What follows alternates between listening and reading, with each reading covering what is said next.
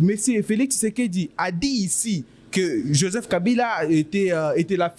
Je pense que toute la population congolaise, certains n'étaient pas d'accord pour dire que non, Félix Tshisekedi, il fait que parler, ce sont des analyses biaisées, mais nous sommes en train de voir les masques de Joseph Kabila en train de tomber, puisque, selon moi, je pense que dans 2 semaines qui suivent, Kabila finira par se dévoiler. Et nous sommes en train de se demander pourquoi il a préféré passer par les Goma. Écoutez, j'ai vu ici, vous venez de soulever un article qui est très important de la Constitution, l'article 30, qui précise que tout Congolais a le droit d'y circuler et d'y rester là où il veut, sur toute l'étendue du territoire, sans limite. Et Kabila, au-delà d'être un ancien président de la République, il est un citoyen congolais comme tout autre citoyen. Mais je ne sais pas, ce qui pose les problèmes, c'est le fait que Kabila est un ancien président de la République et il a préféré rentrer dans son pays par Goma, ou soit c'est du fait que Kabila est traité par tous les régimes et surtout les présidents de la République comme étant un traître, comme étant celui qui est derrière ce mouvement rebelle. Enfin, qu'il y a eu accord en 2012. Là, on se pose la question de savoir qu'est-ce que Kabila va apporter comme solution face à ce même problème, parce que lui-même n'a pas pu su restaurer l'intégrité de notre territoire. D'où, je reviens encore à M. Promesse, en essayant d'attaquer M. Joseph Kabila, on peut aussi, en attaquant M. Joseph Kabila, on peut aussi revenir sur une analyse un peu simple. Parce que, étant donné que Kabila a été chef d'État pendant plus de 18 ans, il est pour lui un devoir de revenir dans son pays et de pouvoir chercher des solutions pour pallier à ces problèmes. Mais la question qui va encore se poser, c'est de savoir est-ce que réellement M. Joseph Kabila est venu pour trouver des solutions pour ce pays ou pour reprendre le règne.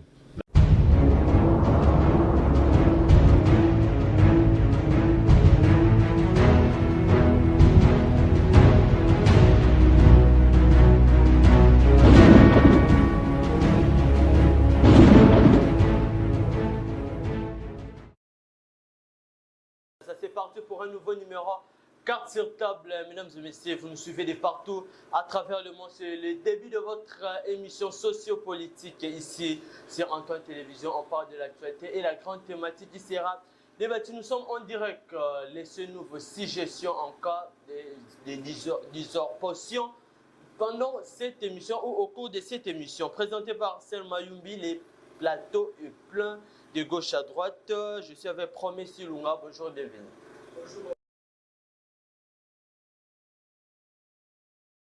Associé à ces plateaux d'idées afin de pouvoir nous expliquer, d'éclairer l'opinion congolaise par rapport à cette thématique qui fait couler beaucoup d'encre et beaucoup de salive. Premièrement, je tiens à saluer mes co-débatteurs ici présents et je profite de l'occasion pour saluer toute la population congolaise qui nous suivent à ces temps ici présents. Nous sommes ici pour parler de la République et rien que pour la République. Toujours à gauche, à droite, Patrick Boulafa. Bonjour et bienvenue. Bonjour mes chers Arcel, bonjour à mes co-débatteurs et bonjour à tous les Congolais qui nous suivent partout dans le monde entier et surtout ceux-là qui traversent les calvaires à l'est de la République démocratique du Congo. Voilà. À gauche, les derniers invités, Genovic Kakwaka. Bonjour et bienvenue. Merci beaucoup, monsieur Arcel. Bonjour déjà. Je salue aussi la communauté congolaise qui nous suit aujourd'hui ici en direct sur ces thèmes qui, aujourd'hui, créent un très grand problème au sein de notre pays. Et nous allons essayer de donner nos propositions et nos analyses afin de pouvoir aider la République démocratique du Congo. Merci. Très bien, chers fidèles téléspectateurs, vous avez découvert les 3 invités. Un invité a eu un empêchement, il n'a pas pu réussir de sa présence ici sur ce plateau. C'est quoi la thématique qui sera débattue? Proposition sur le fédéralisme en République démocratique du Congo. Est-ce une voie pour la balkanisation du Congo ou les chemins du développement? Mais avant ça, on va essayer de brosser, étalonner sur quelques actualités à la une à la République démocratique du Congo. Je commence avec M. Irbe Bonakawa. Le retour de Joseph Kabila par Goma, il a passé à Kigali selon nos sources. Il a fait plus d'une semaine à Kigali avant d'atterrir Goma. On doit rappeler que Goma, c'est la capitale du Nord Kivu qui est sous occupation du M23, soutenu par l'armée rwandaise. Quel est votre point de vue par rapport à l'arrivée de Kabila à Goma qui fait couler beaucoup d'encre. Kabila serait-il le patron de M23? En fait, les masques tombent. Vous avez le temps, 3 minutes pour répondre à cette question. Ça fait couler beaucoup d'encre, justement, M. Arcel, comme vous venez de le dire. La population congolaise est vraiment surprise et stupéfaite de voir comment l'ancien président, le sénateur Joseph Kabila, qui était autrefois très silencieux, mais qu'on trouve maintenant, je dirais, trop agité dans sa façon de faire les choses. Mais je pense que ce que le président Tshisekedi, le président Kabila est en train de donner comme signal, ça relève vraiment beaucoup de débats. Parce que, vous savez, la question est de se demander pourquoi le président, l'ancien président Joseph Kabila a accepté justement de rentrer par l'Est de la République démocratique du Congo. Nous tous, nous savons que l'Est de la République démocratique du Congo est sous occupation des troupes rwandaises. Alors, on se demande, Kabila est protégé par qui? Est-ce que ce sont les Rwandais qui financent Kabila? Mais nous sommes en train je pense que nous sommes en train d'avoir des réponses à toutes ces questions qu'on se posait. Monsieur Félix Tshisekedi a dit ici que Joseph Kabila était l'AFC. Je pense que toute la population congolaise, certains n'étaient pas d'accord pour dire que non, Félix Tshisekedi, il fait que parler, ce sont des analyses biaisées, mais nous sommes en train de voir les masques de Joseph Kabila en train de tomber, puisque, selon moi, je pense que dans 2 semaines qui suivent, Kabila finira par se dévoiler. Et nous sommes en train de se demander pourquoi il a préféré passer par les Goma. Et c'est pour les processus des élections, peut-être pour préparer les processus des élections à venir. Là, on ne sait pas. Peut-être pour regagner la confiance de la population congolaise. Là, je ne sais pas. Jusque-là, nous nous posons des questions, mais nous pensons que le président, l'ancien président Joseph Kabila fait passer les intérêts privés au détriment des intérêts suprêmes de la nation. Kabila est rentré par Goma. On doit rappeler que Goma est sous occupation, mais Goma n'est pas une partie en écart de la République démocratique du Congo. Goma jusque-là reste un territoire où on peut dire l'intégrité territoriale inclut à la République démocratique du Congo. À l'occurrence, l'article 30 de la Constitution dit que tout individu a le droit de circuler partout où il veut. Alors pourquoi Joseph Kabila, son retour par la partie orientale, précisément à Goma, peut choquer? Ses proches disent que Kabila est de retour pour une série de consultations afin de créer la paix. Vu que c'est un sénateur à vie, il peut aussi donner des solutions étant ancien président de la République. Bon, je pense que c'est vraiment une très belle question. Mais par rapport au retour de l'ex-président Joseph Kabila, nous avons constaté qu'il est rentré par les Rwandais. Donc, rentrer par les Rwandais, ça avait justement relevé beaucoup de choses. Parce que si l'ancien président Joseph Kabila n'avait rien à se reprocher auprès de la population congolaise, pourquoi pas il ne devrait pas rentrer par Kinshasa ou peut-être par d'autres voies. Donc, cela révèle beaucoup des histoires. Par Goma, parce que l'aéroport de Goma jusque-là n'est pas en état de fonctionnement. Très bien, vos minutes s'est épuisées. Monsieur Joseph Boulafa, le retour de Joseph Kabila, est-ce les masques tombent? Plusieurs personnes parlent que Kagame était sous pression. Voilà pourquoi elle a demandé à Kabila de s'assumer. Que pensez-vous en 2 minutes, votre point de vue? Merci pour cette pertinente question. Mais avant toute chose, j'aimerais d'abord intervenir par rapport à l'intervention que monsieur Ilunga vient de se prononcer tout en l'air ici, parce que je ne peux pas laisser passer ça inaperçu. Il a dit, il y a un certain moment qu'il a constaté que le président Kabila, il est trop agité. Et deuxièmement, Kabila, il s'est donné beaucoup plus pour satisfaire ses intérêts privés et non les intérêts généraux. Je ne sais pas qu'est-ce qu'il appelle l'intérêt général, ou soit qu'est-ce qu'il appelle l'intérêt privé de Joseph Kabila. Écoutez, j'ai vu ici, vous venez de soulever un article qui est très important de la Constitution, l'article 30, qui précise que tout Congolais a le droit d'y circuler et d'y rester là où il veut, sur toute l'étendue du territoire, sans limite. Et Kabila, au-delà d'être un ancien président de la République, il est un citoyen congolais comme tout autre citoyen. Mais je ne sais pas, ce qui pose les problèmes, c'est le fait que Kabila est un ancien président de la République et il a préféré rentrer dans son pays par Goma, ou soit c'est du fait que Kabila est traité par tous les régimes et surtout les présidents de la République comme étant un traître, comme étant celui qui est derrière ce mouvement rebelle. Et le fait que Kabila a choisi de rentrer par Goma, ça leur crée un problème. Vous voyez, ce pouvoir, ce qui me fait encore beaucoup plus de mal est qu'au lieu de chercher comment résoudre les problèmes qui se passent à l'Est, là où nous perdons nos frères et sœurs chaque jour, au lieu de chercher de quoi manger aux Congolais, ils passent le temps à s'acharner sur un ancien président de la République qui est un citoyen congolais comme nous, sur ces plateaux, et qui peut se décider d'y rentrer là où il veut et partout où il veut et d'y aller là où il veut sur toute l'étendue de la République. Ou soit, admettons que c'était vous qui devez y aller à Goma, par exemple pour y mener des investigations.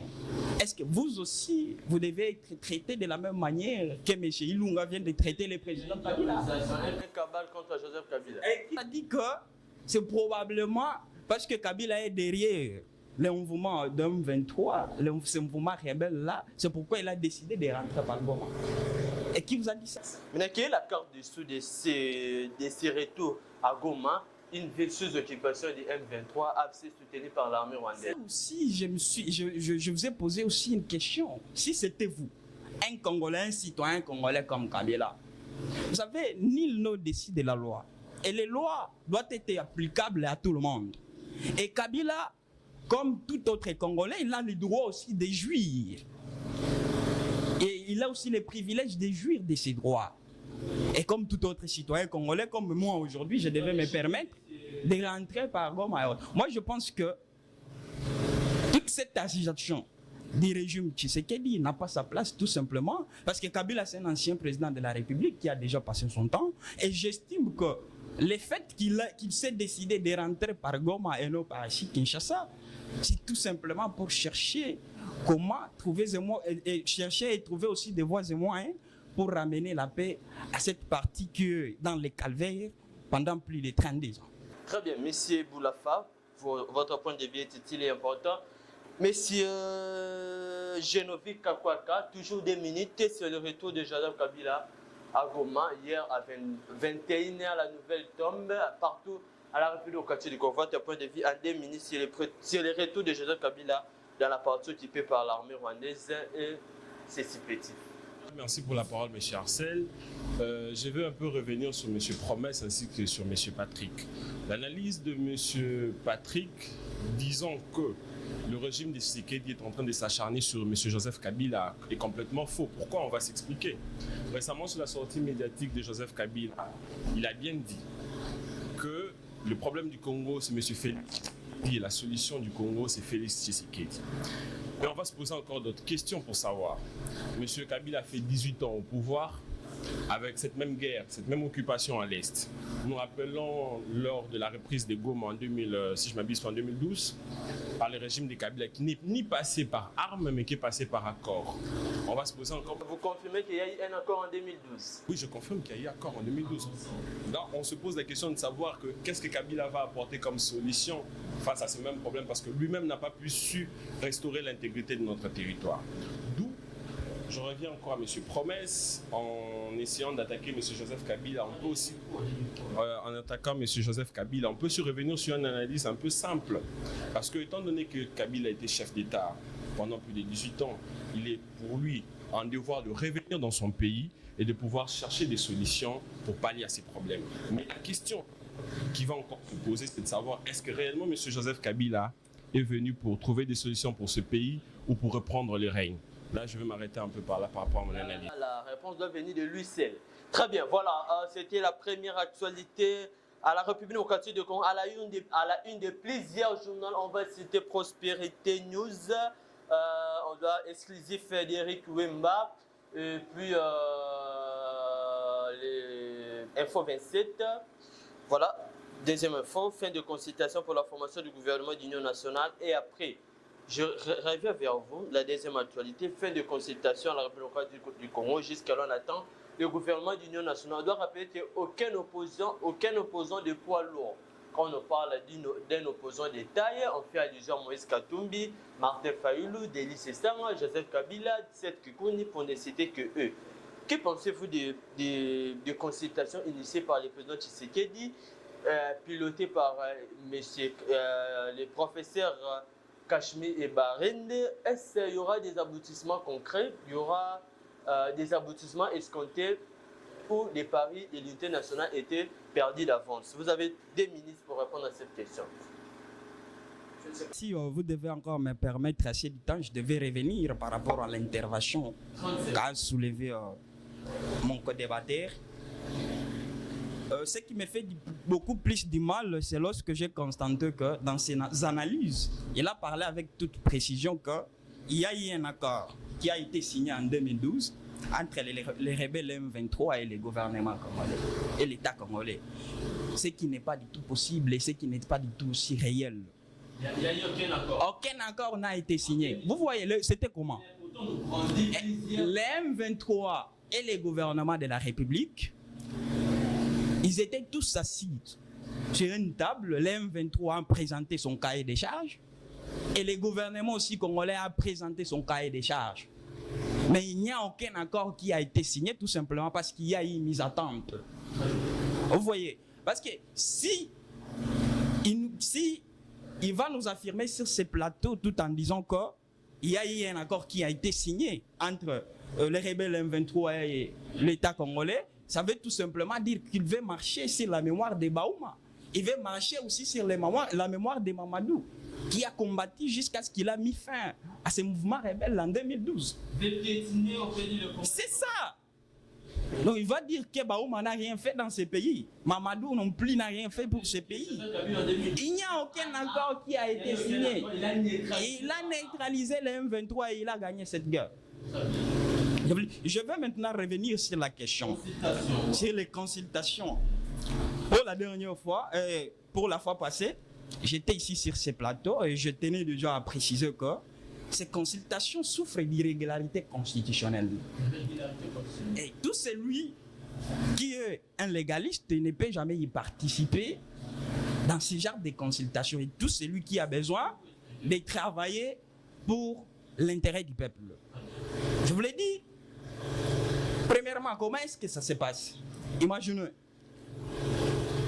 La question de la formation du gouvernement national, que ce soit un gouvernement simple ou un gouvernement d'union nationale, ne relève pas de la compétence de l'exécutif géré par le président de la République. Mais ça relève de la compétence de l'exécutif géré par le Premier ministre. Parce que l'exécutif est bicéphale. Comment est-ce que ça se passe? Le président de la République nomme un Premier ministre ou une Première ministre en vertu de l'article 78 de la Constitution.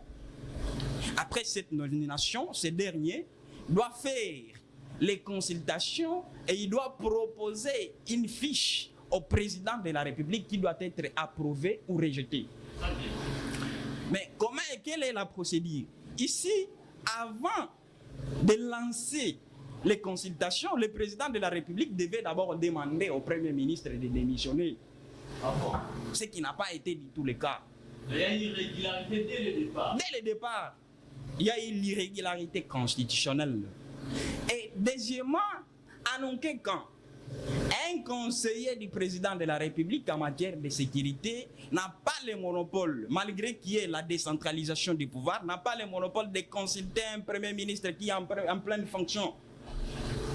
Parce que la Première ministre, comme elle est là, elle est la chef de toute une institution qui est le gouvernement de la République.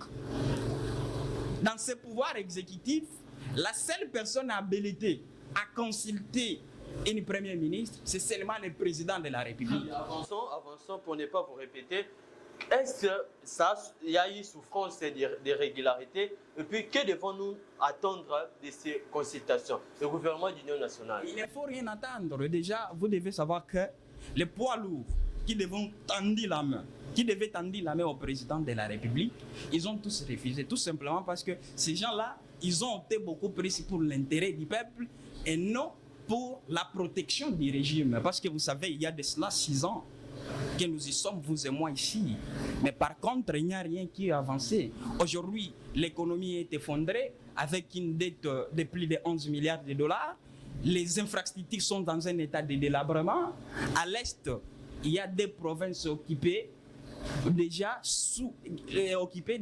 l'administration congolaise ne fonctionne plus là-bas et jusque-là, nous ne voyons pas aucun effort pour... C'est Patrick, vous l'avez fait irrégularité dès le départ pour de la consultation initiée par le président Tshisekedi et pilotée par son conseiller en matière de sécurité. Messieurs, promet selon la même question, consultation en cours, bon, fin des consultations et après.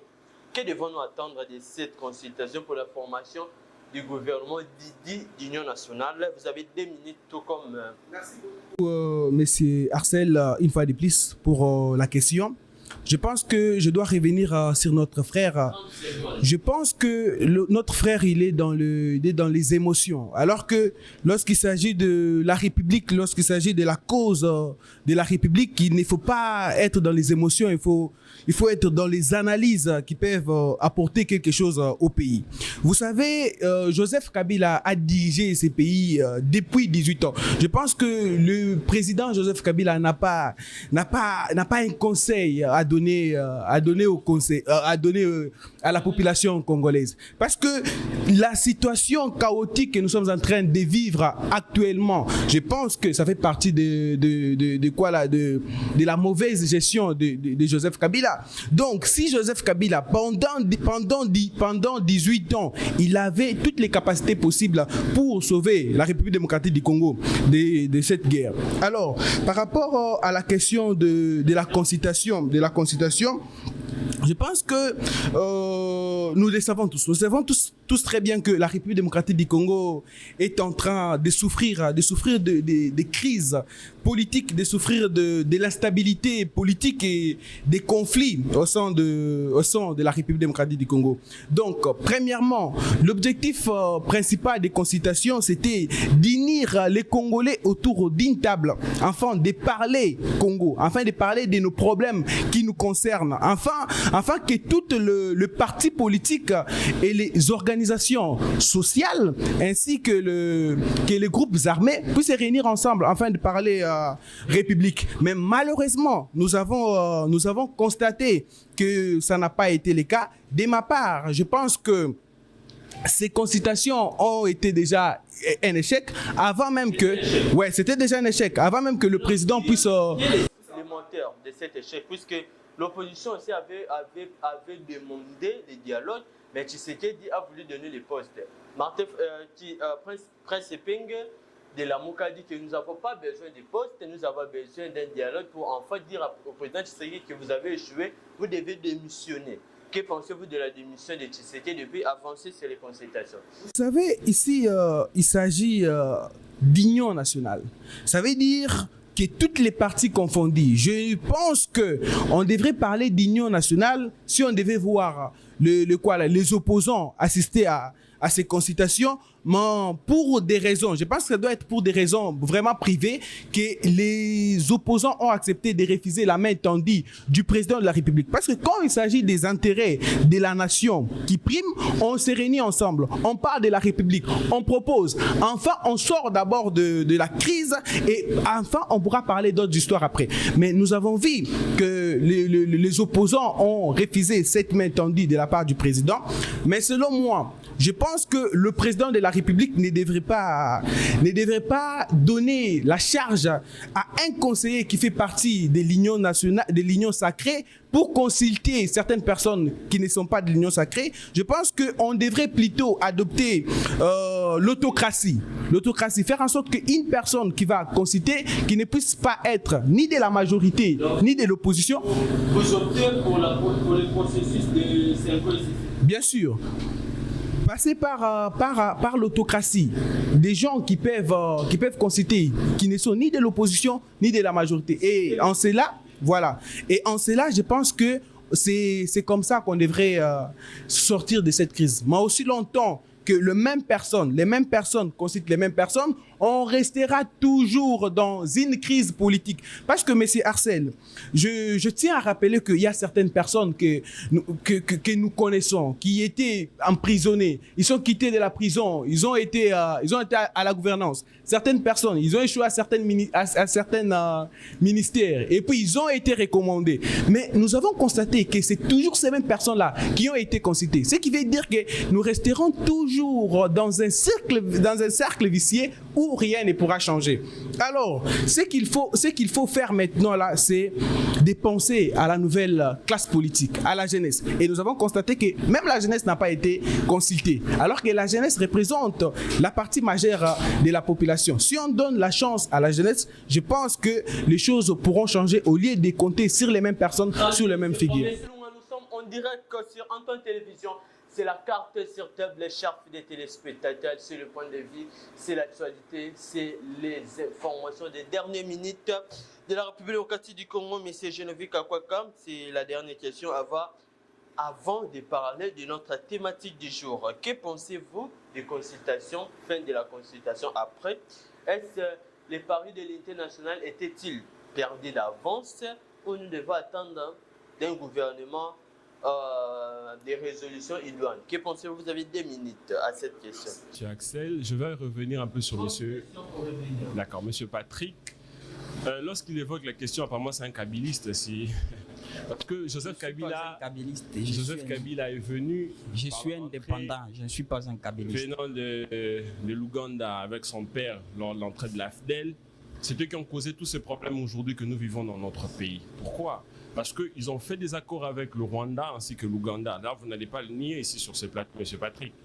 Et arrivé au pouvoir, son père demande à ces Rwandais de pouvoir repartir sans respecter les accords. Et aujourd'hui, ces Rwandais ne sont pas décidés de partir. Ils sont allés et ils sont revenus. Vous connaissez l'histoire du pays. Et aujourd'hui, où nous en sommes maintenant avec cette situation? Et que pensez-vous, c'est la même personne qui aujourd'hui a amené ces mêmes Rwandais ici en République démocratique du Congo? Pensez résoudre quel problème? Il a fait 18 ans au pouvoir. Il a fait une première passation du pouvoir où il pouvait restaurer l'intégrité territoriale de notre pays. Mais quel est le résultat? C'est un échec. Je reviens à M. Promesse qui parle que la jeunesse n'a pas été consultée. Mais monsieur, apparemment, vous n'avez pas bien fait vos recherches. Parce que le Conseil national de la jeunesse, dirigé par M. William, si vous le connaissez, ils ont été consultés par M. le conseiller du président de la République en matière de sécurité. Donc, il faut comprendre que peut-être il y a une classe de jeunes qui a été consultée et une autre classe de jeunes qui n'a pas été consultée parce que la jeunesse a été consultée. Bon, je reviens sur la question. Les partis de l'unité nationale étaient perdus d'avance. Après cet été, le gouvernement d'union nationale où on devait voir les opposants être consultés. Maintenant, constater que c'est l'Union sacrée qui a consulté l'Union sacrée. Que pensez-vous? Vous avez déjà épuisé vos 30 secondes. Vous avez 1 minute pour répondre à cette question. D'accord, merci. Par rapport au gouvernement d'union nationale, déjà c'est un échec au départ parce que ces opposants s'étaient déjà déclarés non partants par rapport à ces gouvernements. Bien que ces opposants, malgré la façon dont ils se sont décidés de ne pas être partants au gouvernement d'union nationale, c'est par peur de démontrer leur incompétence. Parce qu'on va se le dire vraiment. Non, moi, Les opposants ont refusé d'adhérer au gouvernement d'union nationale par peur de démontrer leur incompétence. Exactement, parce que c'était le moment de nous prouver qu'ils étaient capables de prendre la place de M. Tshisekedi. Parce que le fait d'intégrer le gouvernement national, on est censé comprendre que le chef du gouvernement, c'est la première ministre, le premier ministre du pays. Imaginons qu'un opposant est nommé à la tête du gouvernement. Il devait nous montrer ses capacités parce que ce n'est pas au président de prendre des décisions, c'est au premier ministre de prendre des décisions. Il devrait s'instaurer et prouver aux Congolais qu'ils étaient capables de faire mieux que M. Joseph Kabila. Et M. Félix Tshisekedi, je m'excuse, mais malheureusement, suite à leur décision, ils ont fui cette table parce que, si on prend par rapport à la situation de notre pays, ils ont constaté que le gouvernement de Félix Tshisekedi était déjà en train de s'endormir, en fait, en train de mourir. Et personne ne pouvait venir au moment où les bateaux sont en train de s'écrouler pour s'effondrer avec lui. Et par après, quelle analyse pourra-t-il dire aux Congolais face à cette situation? Donc, pour moi, déjà au départ, c'était un échec. Et le président devait revoir une autre forme des choses pour pouvoir essayer de remettre l'intégrité de notre pays et ramener tout le monde sur table. Par exemple, à travers un dialogue. Merci. Vous soutenez Martin Fayulu pour un dialogue. Voilà, nous sommes en direct, chers fidèles téléspectateurs. Il est 12h à Kinshasa. Vous nous suivez de partout à travers le monde. c'est la grande thématique, voilà. C'est en fait le moment tant entendu. Proposition sur le fédéralisme en République démocratique du Congo, une voie pour la balkanisation du Congo ou les chemins du développement. On doit parler, raconter l'histoire. Tout a commencé par un tweet d'Olivier Kamitatou, le porte-parole de Moïse Katumbi, qui a tweeté sur X, ex-Twitter, en disant qu'il était partant pour un État fédéral. La République démocratique du Congo doit se transformer en celui-ci. Et c'est le débat qui a déclenché partout à la République démocratique du Congo. On en parle ici avec nos invités. Je commence par Patrick Boulafa, toujours vous à ma droite. Que pensez-vous de l'État fédéral à la République démocratique du Congo? Est-ce une voie de la balkanisation ou c'est un chemin qui pourra nous apporter un développement? On doit noter que la République démocratique du Congo actuellement a 26 provinces. La République démocratique du Congo a 145 territoires. Vous avez 5 minutes, vous êtes libre de penser, de répondre à cette question. Je vois que je suis le seul sur ces plateaux que vous n'accordez pas assez de minutes. Parce que sinon, je devais d'abord intervenir. C'est ça, je devais d'abord intervenir c'est sur ce qui a été dit. Parce que je ne peux pas laisser passer ça inaperçu. Alors que, mais très vite, dans 45 secondes d'ailleurs. Oui. Ndekwalobi, si aujourd'hui, rien n'a pas marché, et si aujourd'hui, il y a les infiltrations à l'est de la République démocratique du Congo, c'est Kabila et son père qui est à la base. 1997. Ce qui n'est pas du tout vrai. Mais l'histoire reste là. Écoutez, vous voyez, dans la science, il y a une science qu'on appelle la plitétie. C'est l'histoire. Parce que l'histoire ne trompe pas. Et l'histoire ne se change pas. Je vais revenir un peu en arrière. Vous voyez, s'il y a eu l'infiltration ici, dans ces pays, des Rwandais et des Ougandais, c'est depuis le Congo belge. Vous voyez, je vais revenir.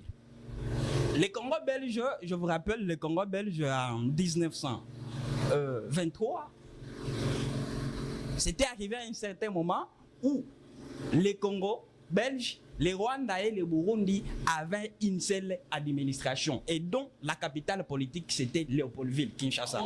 Ah bon? C'est l'anecdote très sérieuse. Vous devez être... c'est là où je vous précise, c'est pourquoi je dis que les maçons ne passent pas sur ces plateaux. L'histoire n'aime pas qu'on en change. Vous avez une note, un livre. Jamais ça. Je vous dis ici, vous devez mener des recherches. En 1923, la République démocratique du Congo, le Rwanda et l'Ouganda, c'était un seul pays. Cela a été dit à l'échec de l'Allemagne à la Première Guerre mondiale. Vu que le Rwanda et l'Ouganda, c'était des colonies de l'Allemagne, lorsque l'Allemagne avait perdu la Première Guerre mondiale, ces États-là, ces États puissants-là qui ont gagné la Première Guerre mondiale, se sont décidés à doter au Congo belge les Rwanda et l'Ouganda qui étaient devenus les Rwanda et l'Ouganda, y compris les Congo belges qui étaient devenus une seule administration.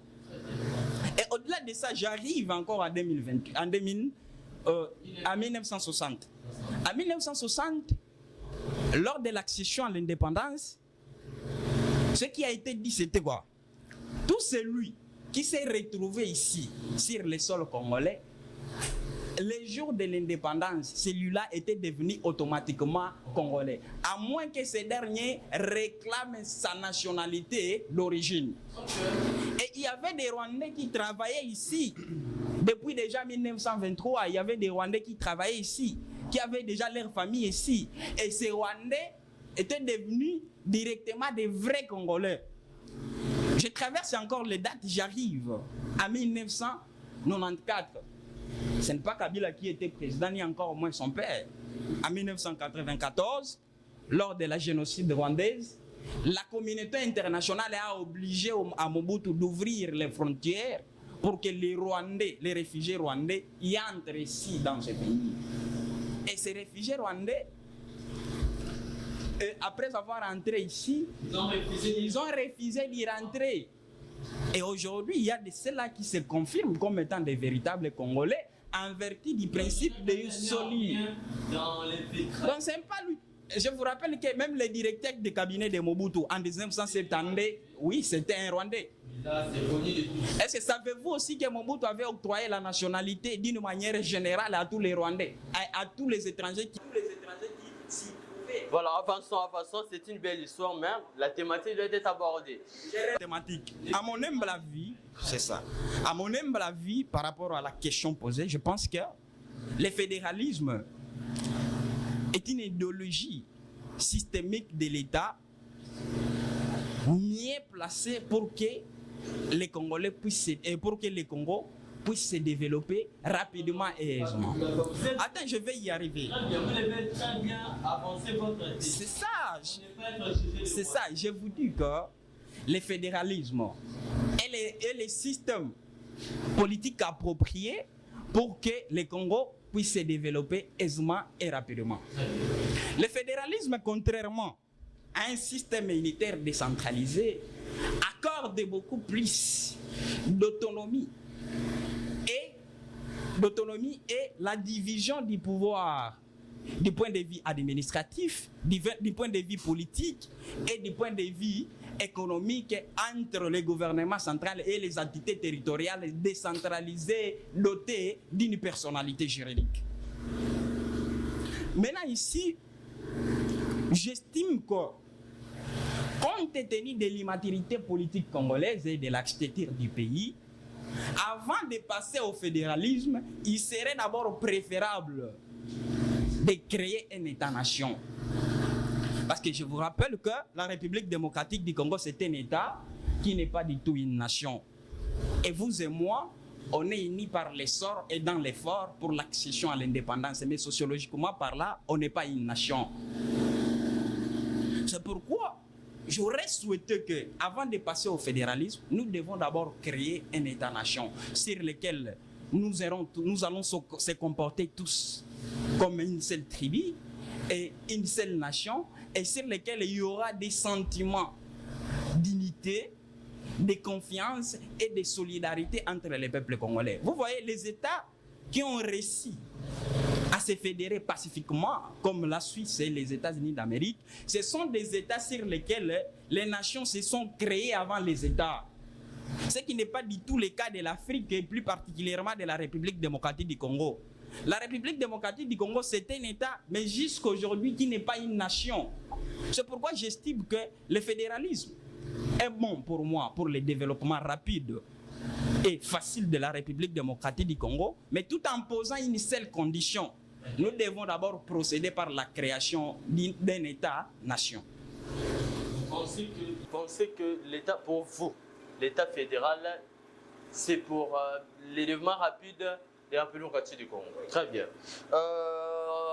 Une seule condition, j'ai précisé, il faut un État-nation, parce qu'on n'est pas une nation. On va y revenir. Monsieur Yobé Bonanka, Monsieur Promesse Ilunga, que pensez-vous de l'État fédéral à la République du Congo?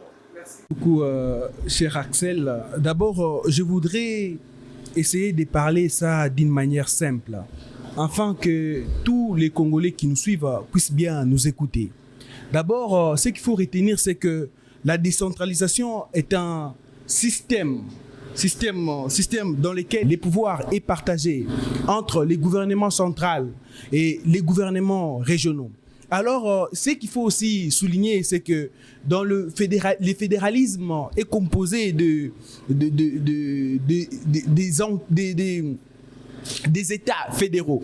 Par exemple, ici, en République démocratique du Congo, si on décide qu'on soit dans un pays fédéral où on aura les provinces deviendront les États, ça veut justement dire que les Katanga deviennent un État, le Kasaï devienne un État, et vous savez que ici en République démocratique du Congo, il y a certaines provinces qui sont développées, il y a certaines provinces qui ont des minéraux et certaines provinces qui n'ont absolument rien. Et si on passe par le fédéralisme, on va pouvoir propulser certaines provinces, et d'autres provinces ne seront pas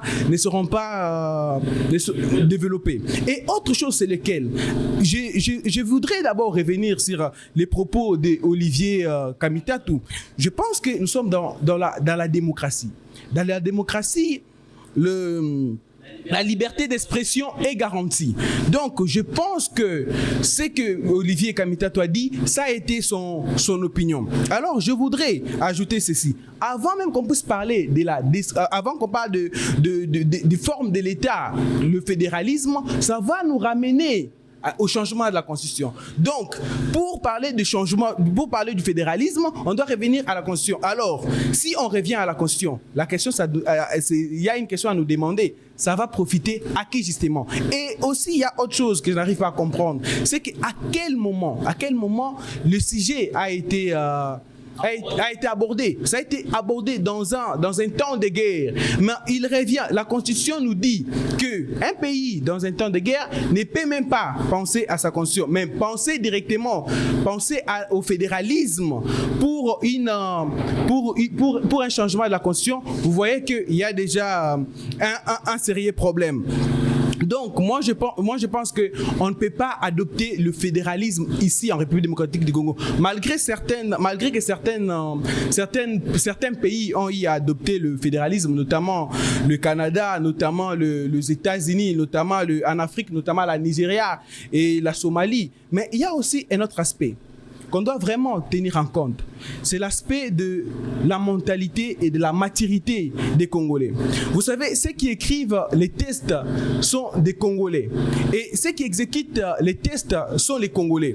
Si les Congolais eux-mêmes ne savent pas comment respecter les tests et les règles, vous voyez que rien ne pourra changer. Donc, nous devons vraiment tenir compte de tous ces facteurs-là. Mais je pense que la question du fédéralisme ou du forme de l'État n'est pas autorisée. Et aussi, autre chose, c'est quoi?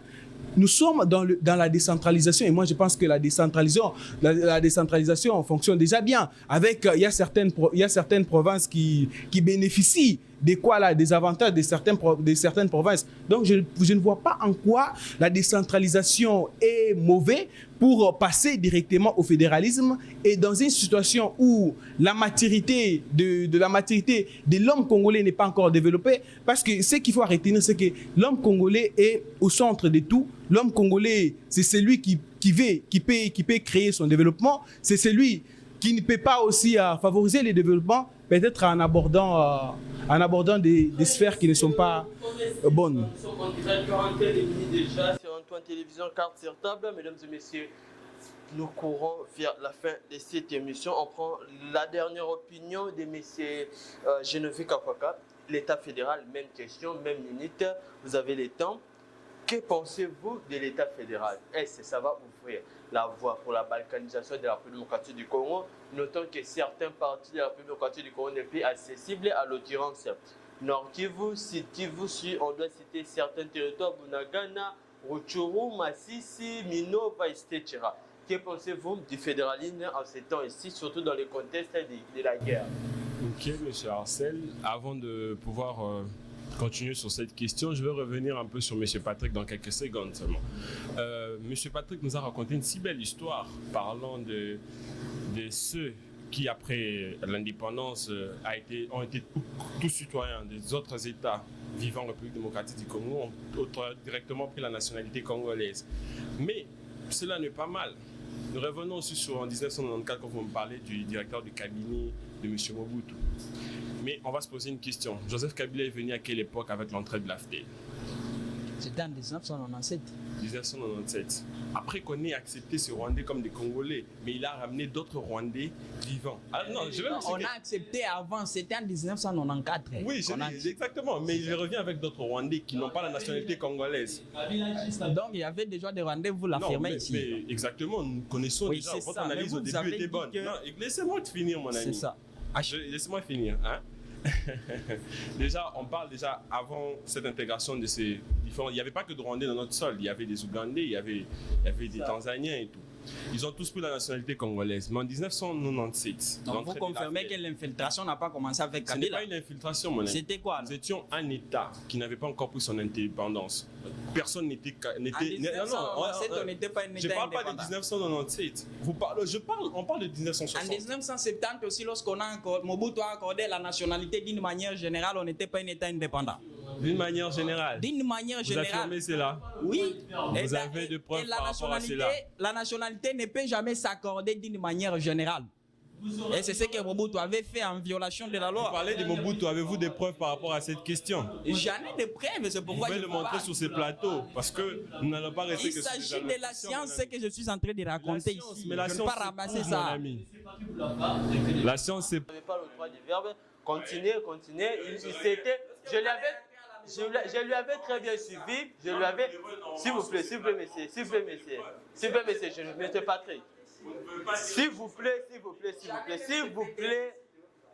plaît. Quand vous parlez, je l'avais très bien observé, il était silencieux. Donc, vous devez encaisser. C'est à son tour de parler, donc vous devez vous taire. Et quand vous aurez la parole, vous allez rebondir par rapport à ces allocutions. Continuez, monsieur Genovec. Moi, j'analyse les faits qui sont réels. Il faut qu'on soit conscient en tant que Congolais. Parce que cette question n'a pas commencé qu'en 1960, où les Rwandais aujourd'hui sont en train d'avoir des carrés miniers dans notre pays. Le président Museveni avec des carrés miniers au Katanga, n'en parlons pas. Mais revenez pas à ce genre de questions. Mais on va tous comprendre que l'entrée de l'AFDEL a commencé par un accord signé entre Museveni, Paul Kagame et ainsi que Laurent Désiré Kabila. Vous le savez, il y a des preuves. Vous avez les réseaux sociaux dont vous êtes en train d'évoquer. Il y a toutes ces démonstrations de preuves. Quand il s'agit de moi, Parce que vous me lorsque demandez Laurent d'aller Désiré sur les Kabila a réseaux pris le sociaux. pouvoir, on a bien constaté que M. Kabaré Beki, aujourd'hui ministre, si je ne m'abuse pas, de la Défense du Rwanda, a été général ici en République démocratique du Congo, occupé des hautes fonctions dans notre pays. Ils ont infiltré l'armée dans tout le domaine. Vous voulez me dire que lorsque nous avons accordé la nationalité congolaise à ces Rwandais qui vivaient lors de 1960 et ainsi que lorsque vous parlez de 1994, il y avait des généraux rwandais dans notre armée? Vous pouvez répondre à cette question. Bien, M. Arcel, je reviens sur la question. Je reviens sur la question de la proposition sur le fédéralisme en RDC, une voie pour la balkanisation du Congo ou en chemin du développement. Cette question nous tente à avoir deux analyses. C'est un chemin du développement de notre pays, mais nous revenons à dire que c'est une voie à la balkanisation parce que étant donné que notre pays, on n'a pas encore su assurer notre intégrité territoriale et que nous faisons face à des problèmes ethniques que vous-même vous êtes en train de constater, nous ne pouvons pas penser à un État fédéral parce que nous allons diviser ou balkaniser notre pays où chaque État, chaque province deviendra une nation, un pays. Parce que nous rappelons au Katanga lors de la sécession, voilà exactement, où on a renvoyé tous les expatriés, ceux qui n'étaient pas katangais, de pouvoir répartir dans leur province. Vous savez ce que ça causait dans un État. Maintenant, imaginons que nous revenons dans un État fédéral. Où sera le Congo? Chacun a une réponse par rapport à cette question. Donc, nous devons plutôt d'abord instaurer notre intégrité territoriale. Et aussi, ce que je peux demander, c'est d'abord de diminuer la question des partis politiques dans notre pays. Vous voyez, ce sont des multipartis, ce sont des problèmes qui aujourd'hui sont à la cause de cette guerre à l'est de notre pays. Parce que nous comprenons que lorsque le gâteau n'est pas partagé avec tout le monde, chacun va de son côté, se retire et devient un rebelle pour pouvoir... Vous voyez un peu sur cette question que notre État, nous avons encore beaucoup de questions très importantes à pouvoir régler avant de penser à un État fédéral. Monsieur Arcel, vous avez la parole. Très bien, merci. Chers fidèles téléspectateurs, merci à nos très chers invités. Nous sommes pratiquement à la fin de cette émission. Presque tout a été dit. Vous aurez une demi-minute pour parler de tout. En bref, pour clôturer cette émission, je débute avec M. Promesse Ilunga. Vous n'allez plus parler. J'espère que vous devez dire tout sur tout ce qu'on a dit. Ajoutons la perquisition des résidences de Kabila que j'avais oublié, consultation, l'arrivée de Kabila Goma et puis la thématique. Synthétisez tout en 3 minutes. Que pensez-vous de tout ce qu'on a eu à parler aujourd'hui et puis de l'intérêt de la démocratie du Congo, mettant à côté des émotions, les opinions doivent être libres et puis qui doit servir pour l'aboutissement escompté de cet état. 3 minutes. Donc, premièrement... Vous n'aurez plus la parole, vous devez tout dire. Parce que lorsque l'ami va rebondir, c'est fini. Donc, je commence d'abord par la question du président Joseph Kabila. Vous savez, je pense que dans notre pays, la poursuite d'un ancien président ou d'un ancien fonctionnaire ou chef de l'État est obligatoire. C'est même écrit dans les lois. Il y a certaines lois, par exemple la loi qui porte sur la lutte contre la corruption. Donc, ça stipule justement que pour peut-être un ancien président qui a mal géré les ressources naturelles, un président qui a géré le pays par la corruption. Donc, on peut toutefois essayer de les poursuivre. Donc, je ne trouve pas le mal en ça lorsque je vois les Congolais voir que non, le président Félix, l'ancien président Joseph Kabila il y a eu des recherches qui ont été faites par rapport à sa résidence. Je ne trouve pas en cela un problème. Comme aujourd'hui, si peut-être la police venait peut-être chez moi pour essayer de vérifier ou soit de prendre certaines informations, je ne trouve en cela un problème. Donc, ils seront les bienvenus. Je pense, et par rapport à la question des consultations nationales, si je peux essayer de revenir sur ça, et mon ami l'avait parlé, mais je pense que si je pouvais encore revenir, je viens de me rappeler, la jeunesse congolaise n'a pas été consultée dans son entièreté. Il y a une échantillon qui a été consulté. Et il y a eu aussi des jeunes que je connais, que je ne peux pas citer ici, qui ont essayé de motiver même la jeunesse pour cette affaire de la guerre en République démocratique du Congo. Mais ils n'ont pas été consultés. Je pense qu'on ne peut pas entrer en détail, mais nous, notre objectif, c'est de voir notre pays avancer, de voir le président ou soit les gouvernants prendre de bonnes mesures et de bonnes politiques, enfin qu'on puisse avoir la paix. Parce que notre objectif, c'est d'avoir la paix. Notre objectif, c'est que les intérêts de la population puissent passer au détriment des intérêts individuels. Alors, si je peux revenir aussi sur le fédéralisme. Je pense que le fédéralisme, en ces temps-ci, reste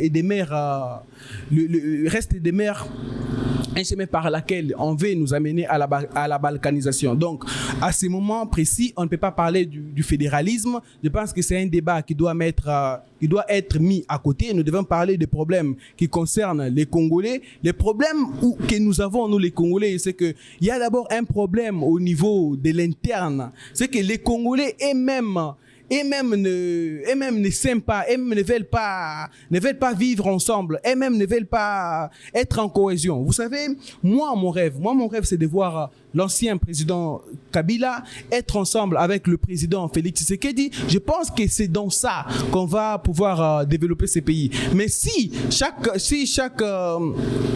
personne se tire de son côté, il regarde ses intérêts privés, je pense qu'on va pas développer ces pays. Mais imaginez-vous un peu, essayez un peu de rêver avec moi, voir le président, l'ex-président Joseph Kabila et le président Félix Tshisekedi assis ensemble. Donc ça va même donner des messages forts au niveau international. Parce que même au niveau international, ils vont se dire que non, voilà, le Congolais eux-mêmes, ils se sont mis ensemble et ils veulent voir les choses changer. Vos 3 minutes sont épuisées. Monsieur Kakwata. Désolé d'avoir massacré votre nom. En 3 minutes, sur la thématique, les actualités retour de Kabila, ajoutant perquisition de Kingakati, la résidence d'Olive Lembe sur 18e rue. Que pensez-vous en 3 minutes? Et puis un dernier message que vous pouvez donner aux autorités de la République ainsi que les compatriotes congolais. Voilà. Je veux venir d'abord sur la question de la perquisition de domicile de M. Joseph Kabila. En fait, comme l'a dit M. Promesse, c'est là, l'État est en train d'enquêter parce que nous n'allons pas oublier l'arrestation parce que j'oublie le nom de ce monsieur qui avait été arrêté au Kenya, si je ne m'abuse pas, et reparti ici en République démocratique du Congo, qui a été jugé et qui a non seulement donné des preuves que M. Kabila a été complice du mouvement de l'AFC qui s'est été proclamé au Kenya par M. Nanga.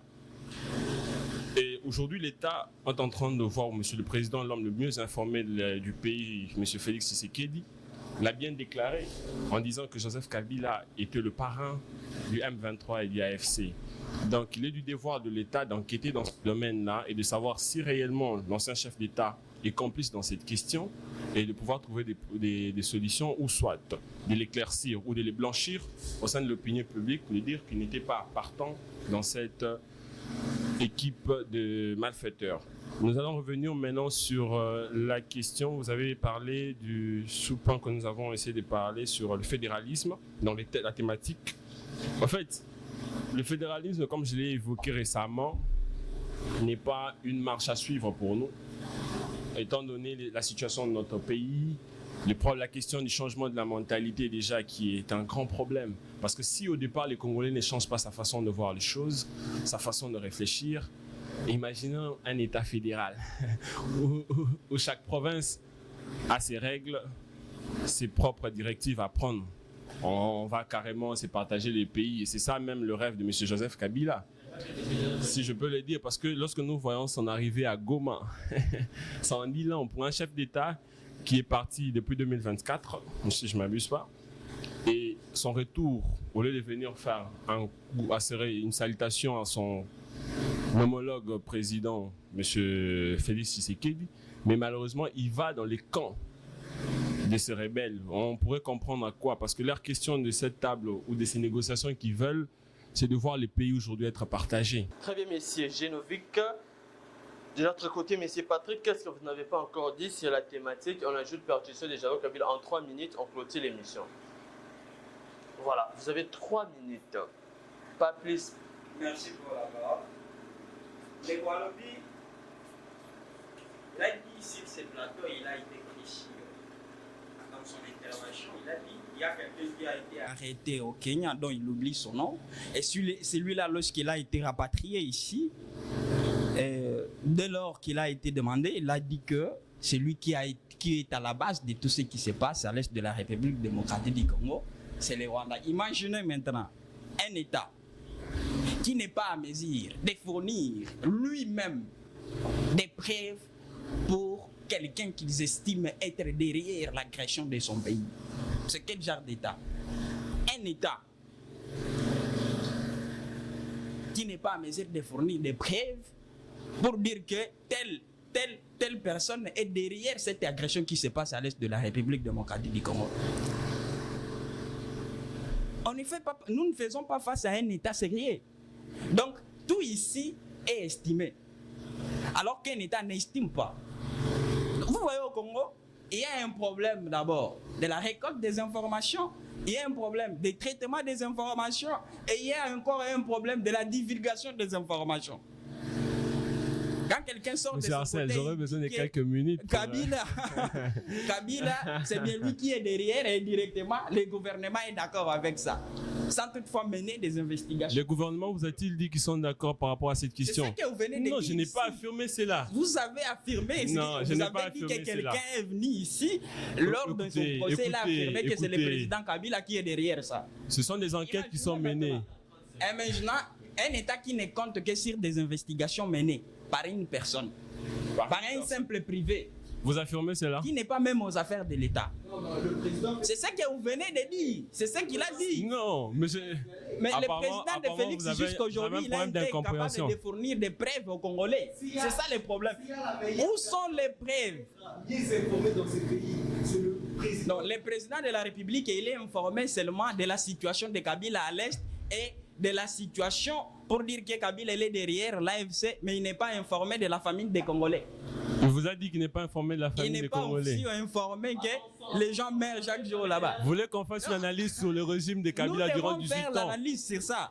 Nous devons faire et sur les résultats de ce qu'il a produit durant ces 18 ans. Attends, je vais revenir maintenant sur quoi? Vous avez parlé ici sur la perquisition. 30 secondes et puis les fédéralistes. Attends. Vous voyez, la procédure est d'abord illégale. Et derrière cette procédure, c'est ça. J'ai dit la procédure. La procédure est illégale.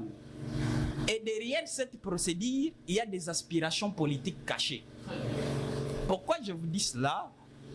Parce que, d'abord, du point de vue des droits, l'État a les monopoles. d'adresser une démarche ou de diriger une démarche de perquisition contre toute autre personne, qu'elle soit morale ou physique, à travers ces instruments, notamment la justice, l'armée, la police et d'autres services de sécurité. Vous voyez, c'est ça. Et puis, avant d'adresser cela, comment est-ce que ça se passe? Le procureur ou le magistrat doit d'abord adresser une demande formelle à un tribunal compétent avec des justifications bien fondées.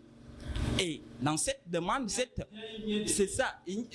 Attends, je vais citer. Dans cette demande, il doit y avoir des preuves et des indices bien justifiés. Ouais. Maintenant ici, le problème qui se pose en eux que il n'y a aucune action de la justice dirigée contre le président de la République. Jusqu'à la preuve du contraire, malgré on accuse l'ancien président de la République d'être derrière le mouvement rebelle, il n'y a aucune action de la justice adressée contre ses citoyens. Je vais citer avec le fédéralisme. Concernant le fédéralisme, j'ai été bien précis pour dire que le fédéralisme, pour moi, c'est une forme d'État qui peut faire en sorte que le Congo puisse se développer aisément et rapidement. Mais avant de procéder au fédéralisme, nous devons d'abord commencer par la création d'un État-nation. Et je vais citer encore pour vous affirmer que ce n'est pas ça, ce n'est pas probablement ça. Ce n'est pas probablement ça. La Constitution elle-même ne permet pas qu'on la change, mais elle permet la révision. Elle peut être révisée, ça ne dérange pas. Ça ne dérange pas. Non, on était d'accord. On était avant qu'il y ait fédéralisme, il faut le changement de la Constitution. Puisque c'est d'abord impossible, puisque l'article 220 de la Constitution interdit même les changements de la forme de l'État. Si on peut dire la Constitution. Mais écoutez, ici, bon, citons. C'est un kabiliste. Je vais citer. Nous dire en quoi est-ce que la décentralisation est mauvaise pour qu'on puisse procéder. Peut-être que vous ne connaissez pas la question de l'État, mais moi j'ai étudié la question de l'État pendant 5 ans à l'université de Kinshasa. Dans un État fédéral, je vous l'ai dit, la différence avec un État unitaire régionalisé. Dans un État fédéral,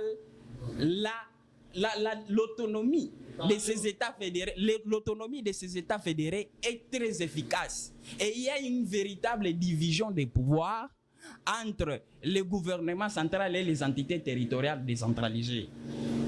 Et l'État ne possède pas seulement... C'est ça, l'État... Cette question de fédéralisme. En soi, le fédéralisme a été adopté par beaucoup de pays. Même lors de la guerre, si nous parvenons à créer une nation, il y aura toujours le vouloir vivre collectif.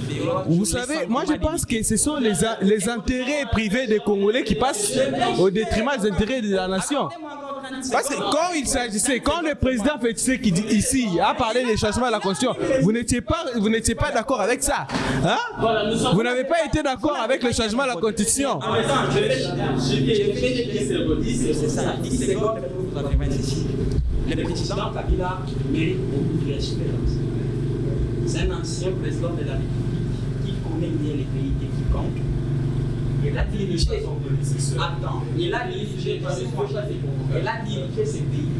pendant 18 ans. Et il était arrivé au pouvoir tout en ayant encore 29 ans. Il a trouvé ce pays comme étant un pays déjà décomposé et délaissé.